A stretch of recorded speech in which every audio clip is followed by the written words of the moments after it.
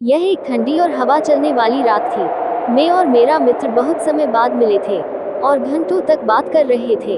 हमें समय बीतने का पता ही नहीं चला और जल्दी ही रात के 10 बज गए। हमने घर जाने का ऑटो रिक्शा लेने का निर्णय किया।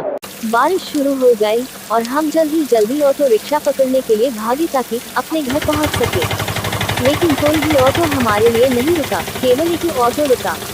ड्राइवर ने हमसे पूछा कि हमें कहाँ जाना है और हमने जगह बता दी।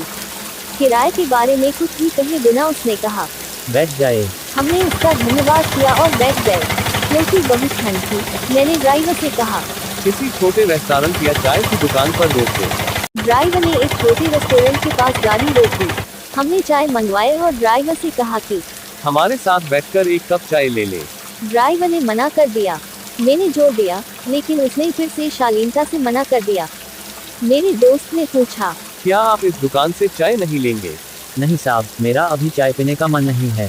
लेकिन क्यों? एक कप चाय से कोई नुकसान तो नहीं होगा। धन्यवाद साहब, लेकिन मैं बाहर चाय नहीं पीता। क्या आप बाहर खाना पीना पसंद नहीं करते? जी नहीं।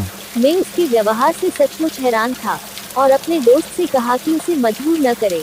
15 मिनट में हम अपने घर पहुंच गए। हमने किराया चुकाया और ड्राइवर ने हमें धन्यवाद दिया। अचानक मैंने उसे रोक दिया क्योंकि मैं सच में जानना चाहता था कि उसने रेस्टोरेंट में हमारे साथ चाय पीने से इनकार क्यों किया। वह कुछ पाल के लिए चुप रहा और फिर उसने कहा, साहब, आज दोपहर मेरे बेटे का एक दुर्घटना में निधन हो गया। मेरे पास उसके अंतिम संस्कार के लिए भी पर्याप्त पैसे नहीं है। इसलिए मैंने ये संकल्प लिया है कि जब तक मैं अपने बेटे के लिए पर्याप्त पैसे कमा नहीं लेता तब तक पानी भी नहीं पीऊंगा। इसी वजह से मैंने आपकी चाय नहीं पी। कृपया गलत न समझे। हम दोनों ये सुनकर टूट गए और उसके बेटे के अंतिम संस्कार के लिए उसे पैसे की पेशकश की। उसने विनम्रता से मना कर दिया और कहा, आपकी उदारता के लिए धन्यवाद साहब। 1-2 घंटे में अगर मुझे 1-2 ग्राहक और मिल गए तो मैं जरूरी पैसे कमा लूंगा। और वह वहां से चला गया। हम उसकी चरित्र शक्ति और ईमानदारी देखकर दंग रह गए। वीडियो को लाइक, सब्सक्राइब, फॉलो करें।